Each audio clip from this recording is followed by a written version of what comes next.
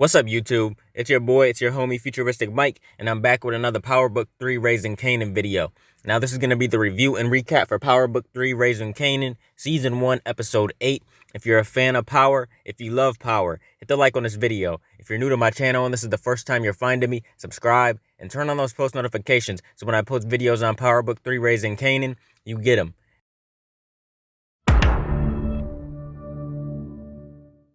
Now, the title to this episode is The Cost of Business, and the description for this episode reads, Kanan struggles with the harsh truth after word gets back to Rock that he's behind the bad crack on the streets. Jukebox learns the troubling facts behind Nicole's death. Lou finds himself caught in a crossfire. Real solid episode, man. I really enjoyed it. You know, we found out what happened after Nicole died. You know, Jukebox is super broken up about it. She's really hurt. And I've never seen Jukebox so hurt like this. Like, this is gonna change Jukebox forever, for real. I know for a fact. And it was a good episode. It was just sad, man. I definitely shed a couple tears during this episode. I'm gonna give this one an 8.5 out of 10. The episodes just keep on getting better, man, in my opinion. I know, you know, after this, the last two episodes are gonna go hard as hell. They're gonna be so fire. But when the episode first starts, we see Jukebox, you know, she's dreading going in here to see Nicole. You know, Nicole has passed away and she doesn't want to go in there to face reality.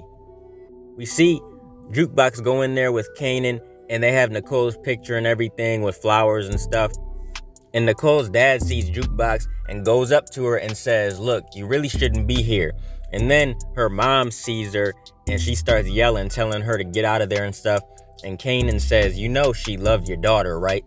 But Jukebox is walking away and Kanan's trying to follow her and let her know that he's there for her. And she is just so broken up, you know, she walks off. Now we see Juliana bringing something to Gabriel and she purposely spills something on him, like coffee or whatever. You know, she runs outside because he's chasing her. He grabs a knife. He runs into the garage and Rock is there with a gun. She has the silencer ready and everything. You know, she's pointing it at him and she shoots him a couple times. And then she gets over him and she says, and for every nigga like you. And she shoots him in the head. And her and Juliana are just looking over him. And Juliana is smiling like she is super happy. She is happy as hell that Rock just did this. You know, she's free from Gabriel and his abuse and stuff. So she's happy about it. I already knew when Rock said, if you need me to do anything for you, I already knew that's what she meant. But Juliana, she is happy. Now we see Detective Burke and Howard, you know, they're at the scene where the crackheads are dead. The crackheads that smoked that bad crack. And they're trying to figure out what happened. But Howard is saying that there's nothing they can really do. And Burke is trying to figure out who put the crack on the streets. She says something about Rock and Kanan and stuff. And Howard's like, no, they know better than to do something like this. Rock's been in the game for a minute. You know, Howard is trying to protect Rock at all costs because he knows that Kanan is his son. Now, next, we see the family at the table and Rock is asking what's going on, you know, the mathematics and stuff. And Lou is telling her, and Lou says that he heard there was some blue caps on the streets that's killing people and stuff. And as soon as he says that, you know, Marvin makes a face like, oh, shit. They're talking about how it could be Neek or whatever, and they're just trying to figure out what happened. And Marvin and Lou start going back and forth at it, and Rock tells them that it's enough of that shit. Now we see Unique, and he's saying that Rock's stink is all over this shit. You know, he knows that she's messing with his business and stuff, and he ain't liking it, man. He is not having it. He's tired of it. He wants to go to war and he wants to end this once and for all. Now next we see Howard and Burke trying to get to the bottom of where these blue caps came from. They're talking to this crackhead and he's trying to say that he's been clean off the stuff for a while and stuff. And Howard is like, oh, you mean clean like, you know, putting deodorant on or whatever. And Howard gives him some money and he starts talking a little bit, but they want to know some more information. And he's like, look, that's going to cost you some more. So Howard starts laughing and then they pay him some more and he tells them what they want to know. Now next we see Marvin in the kitchen. There's a knock at the door. It's Kanan And Kanan comes in, and they're freaking out because Rock knows about the blue caps. And they're pretty much saying that if she finds out exactly what happened and went down, they're done for. So they got to figure out what to do. Now we see Rock sitting outside of Juliana's house while the cops are there and stuff, bringing her out. And Rock is trying to make sure she sticks to the story. And of course she does, because she hated Gabriel. You know, she's smiling while they're bringing her out. And Rock's just sitting there like, okay then. Now we see Jukebox waiting outside of Nicole's house, probably waiting for her parents to leave. Now we see the detectives go into this club, and they're looking for little Rob. He's sitting there, and Detective Howard says, look, you're being arrested. We know what happened. You were selling blue caps. You were passing them out, and people are dead.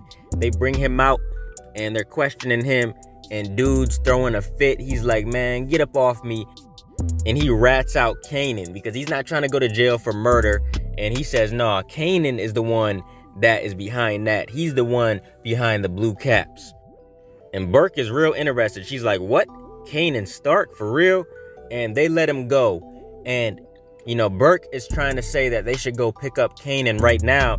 And Detective Howard says, no, let me do some more recon and I'll figure out what to do next. And Burke is like, man, you always trying to do some recon. We got to do what we got to do.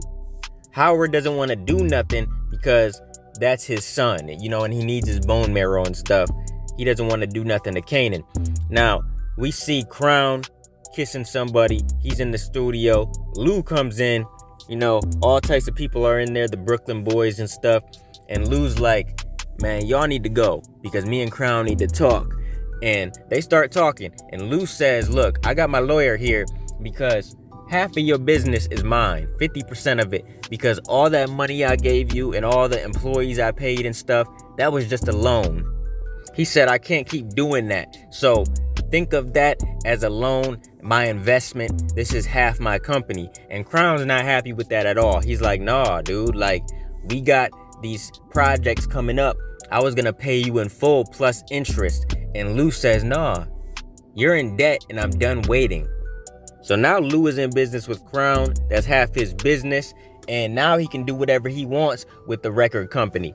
Now we see Jukebox looking for Nicole's parents to leave. They get in a taxi. And this is when she breaks in one of the doors and she goes inside. She goes in Nicole's room and she's looking around. You know, she's reminiscing and stuff. She finds the tape between them when they were singing. And she's watching it. And she is crying like crazy, man. I feel so bad for Jukebox in this scene. I really do, man. She's just crying, tearing up. The look on her face is so heartbreaking. I'm like, damn, man. I just wanted to hug her through the screen, for real. She is so broken up, man. I feel so bad. We see Nicole and Jukebox on that screen, and it's just so sad. Now, next, we see Rock, and she's getting pulled over by Howard. And Howard says, look, you're gonna meet me right now, or I'm gonna go find Kanan and arrest him because I got all the evidence I need on him. So they meet up and they're talking, and Detective Howard is telling her what he knows, saying that he got some information from Lil Rob, saying that Kanan is behind those blue caps on the streets. And Rock, you know, she don't really know what to say, but then Howard says, look, you are gonna arrange for me and Kanan to meet. I'm done waiting around. We need to do things my way. Like, this has to happen. Of course, Rock doesn't want to do that, but she ain't gonna have a choice because, you know, Detective Howard knows this information on Kanan. And even though he probably wouldn't really go pick up Kanan, he's making Rock think that. And he said, if you don't do what I say, I'm gonna go around and tell people that you mess with the cop and they're gonna call you a snitch and stuff. So she pretty much has no choice at this point. She has to comply with him. Now next we see Kanan doing pull-ups, and Rock comes in the house, calls him downstairs, and she's heated. She's like, dude, you are so childish. Like, you want to do things so bad, you want to run things, but you keep on messing up. She said people are dying behind your work on the streets. Like, seriously? And Kanan says, no, we were doing everything right, but then something happened. And Rock says, oh, by we, you mean you and your Uncle Marvin. She said, you want to know why he ain't running things no more? Because he was a junkie. He was using And he was so high when the cops busted him, they came in on him and he tried to sell them a quarter. So I didn't know that Marvin was using, but I guess it's confirmed that he was on that shit. And Rock is just going off on Kanan. You know, Kanan's trying to defend himself, and she gets mad and slaps his ass, and he flies to the ground. So she's like, look, I'm doing everything to protect this family. Like, Buck, D-Wiz, everything. And Kanan's like, D-Wiz? And she's like, yeah, I had D-Wiz killed. Like, it was either him or you, and I wasn't about to let them come and kill you. She said, I'm gonna protect my son at all costs, no matter what. She said, I had to kill D-Wiz. I had to do it so they wasn't coming for you. So she said, who's really to blame for D-Wiz's death, me or you? And Kanan's just looking mad, and he leaves because, you know, he's shocked and surprised in the moment. Like, he did not expect to hear that from Rock at all. But the Kanan we know from Power Book 1, he's gonna come to think the exact same way because he was ruthless as hell in that first book of Power, man. He's gonna think exactly like Rock be thinking. I promise you, that's coming sooner or later. Now, next we see Unique pulling up to this hotel. You know, he has his car in the front. He wants the valet. He gives the key to Dude. And Lou follows him in there, and he gives the dude some money like, yo, I need to get some stuff out of my friend's car real quick.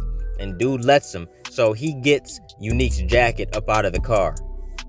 Now, next we see Marvin working with some of the crew, and Rock tells them to leave. And she's saying, how is it going? How's it coming along? And Marvin says, you know, we just been working a couple hours. And she picks up one of them wooden things and hits him with it. And he's like, yo, what's up? Like, what are you doing? And she explains that she knows what's going on. And Marvin tries to explain himself. And she don't want to hear it. And she's just going off on him. And she says, look, I don't want nothing to do with you no more. Like, this is it. I don't want to see you ever again. And Marvin looks hurt. And he says, look, I can do better. I promise. I know I can do better. And she says, no, get up out of my sight. I don't want to see you no more. Now, next we see Jukebox in Nicole's room. And her dad comes in there. And he's like, Laverne, you should really not be in here. And then her mom comes. And of course, her mom being her mom, she's going off saying all kinds of stuff like, look, you're the one that killed our daughter. Here, take this. And Jukebox sees that Nicole had the blue cap with the crack, and Jukebox's face just instantly looks surprised. She had no idea that's what killed Nicole. And then the cops come in and they take Jukebox because they want Jukebox arrested, or at least Nicole's mom does. Now, next we see Kanan going to Davina's, and he asked this lady where she's taking everything, like where is Davina and stuff. And then the neighbor comes up to him and says that Davina's mom passed away. And I guess it's been like a month, but they just now identified her. So maybe that's what's best for Davina because her mom was never around anyways. Now, next we see Lou and Jessica. They're in the bed. So you know what they just got done doing. They're talking, and Jessica has a piece of paper and she says, yo, you own some of this company now. Like, you can finally help Famous. She says, I don't just want Famous to be a one-hit wonder. And Lou says, you gotta have a hit to be a one-hit wonder. You know, he has jokes and shit. And she's not happy to hear that. She gets up and they're kind of arguing. He says, can you ever just shut up for 1 second? And she says, look, that's the problem between me and you. I'm never satisfied. So she's mad and she leaves. Because Lou, he was kind of acting like, you know, he didn't want to help Famous. But he just got a hold of the company, man. Come on, give him a minute to process everything.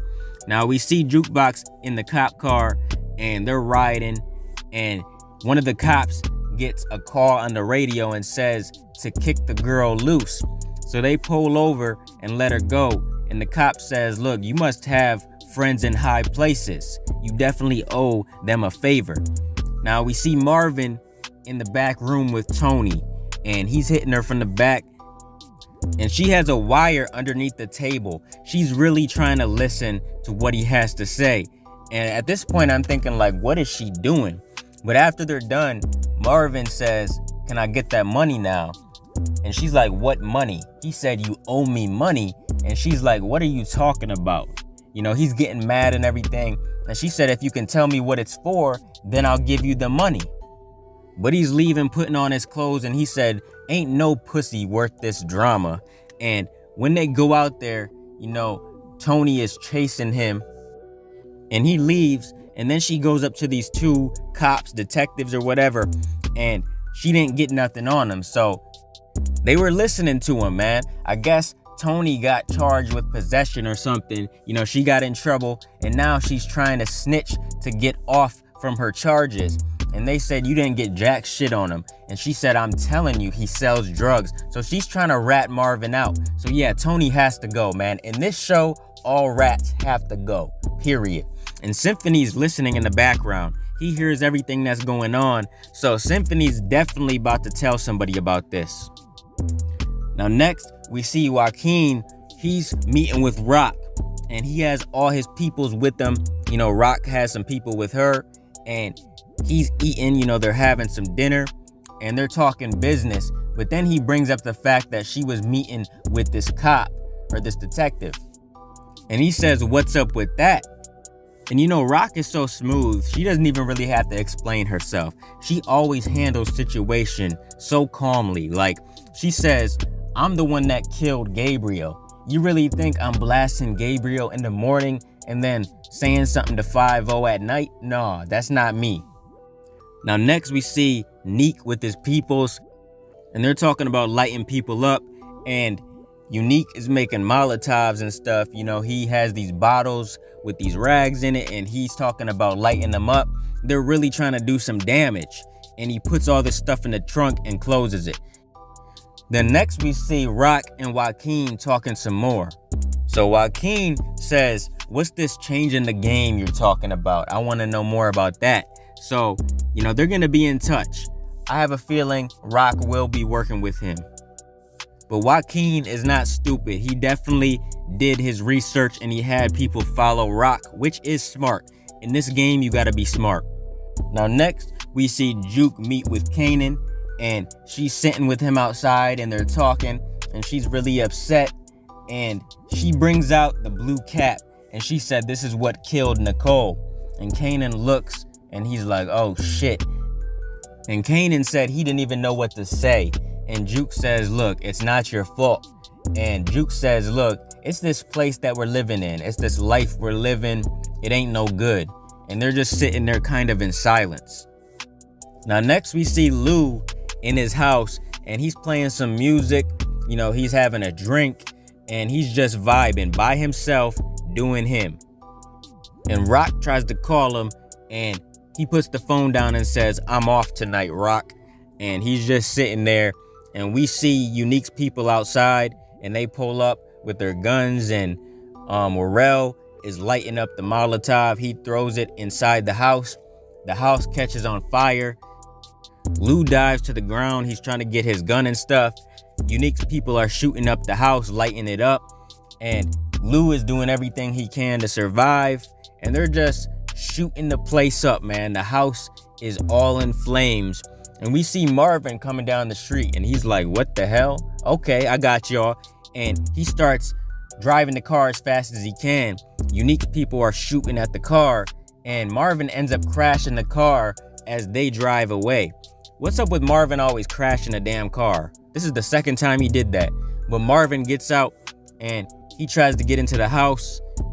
He finally gets in. He's yelling for Lulu. There's fire everywhere. He finds him. He picks him up, and he's carrying him out.